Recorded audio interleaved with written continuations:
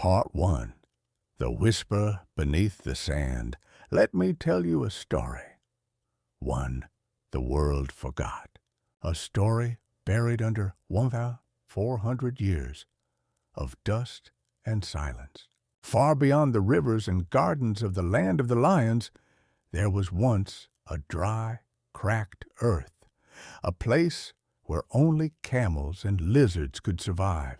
A land where the sky forgot to rain and thirst shaped the laws of life. The camel groups wandered restlessly, driven not by wisdom, but by the scent of moisture. Among the dunes, the lizard group bowed to carved stones, called them gods, and claimed they were chosen from birth. In this land, beauty came at a price. A soft-faced gazelle could be claimed by many camels. And when a calf was born, its father was chosen by guess, or the mother's word.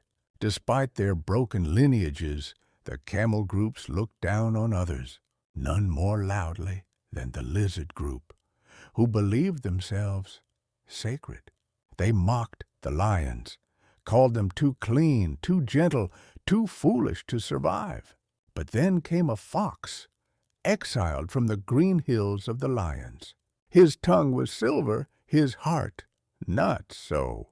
He had lived among the lions. He had seen their faiths, their rituals, their sacred words, and in the desert he found a young desert wolf.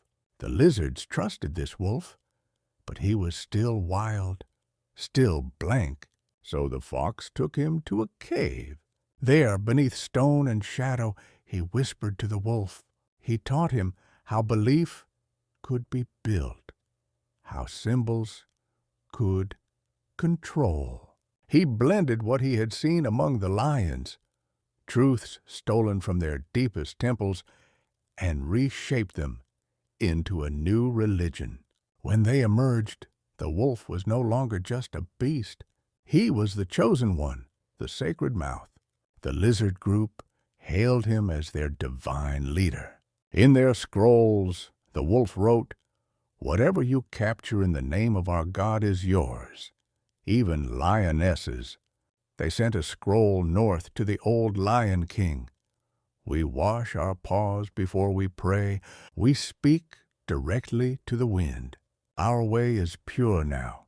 The Lion King roared, "My cubs bathe in rivers. My people speak to the divine in silence. We do not smear dust on our faces and call it holy." And he was right.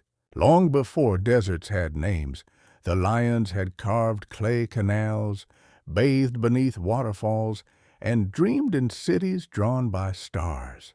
But the camels were patient. They did not arrive with claws. They came with praise, with smiles, with flattery, and the lions, being lions, welcomed them. That was their first mistake. Once freedom of belief bloomed in the land of the lions, the camel groups crept in. The lizards slithered deeper.